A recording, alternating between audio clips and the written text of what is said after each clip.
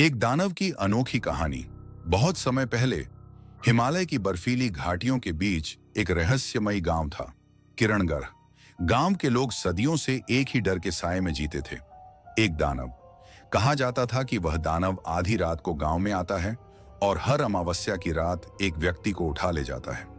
लेकिन सबसे अजीब बात यह थी कि वह कभी किसी के सामने दिखाई नहीं देता था। गांव के बुजुर्ग कहते थे कि एक दानव दरअसल एक शापित आत्मा है, जिसे तब तक मुक्ति नहीं मिलेगी जब तक कोई उसकी कहानी नहीं समझेगा।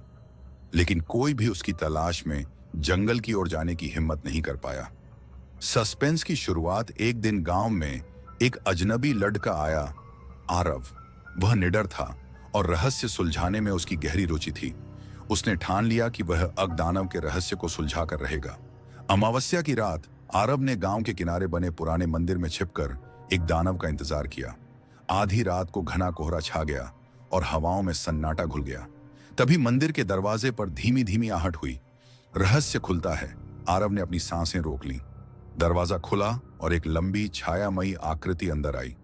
लेकिन आश्चर्य की बात यह थी कि वह आकृति किसी दानव की नहीं, बल्कि एक साधारण आदमी की थी, राजा विक्रम।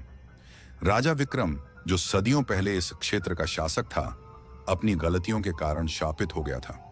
उसने अकाल के समय लोगों का अन्न छीन लिया था और देवताओं ने उसे शाप दिया था कि जब तक वह 100 निर्दोष प्राणियों को बचाएगा, तब तक वह दानव के रूप में भटकता रहेगा। आरव को समझ में आ गया कि एक दानव कोई राक्षस नहीं, बल्कि एक प्रायश्चित करता हुआ राजा है। अंतिम मोड़ आरव ने गांव वालों को यह सच्चाई बताई और एक योजना बनाई।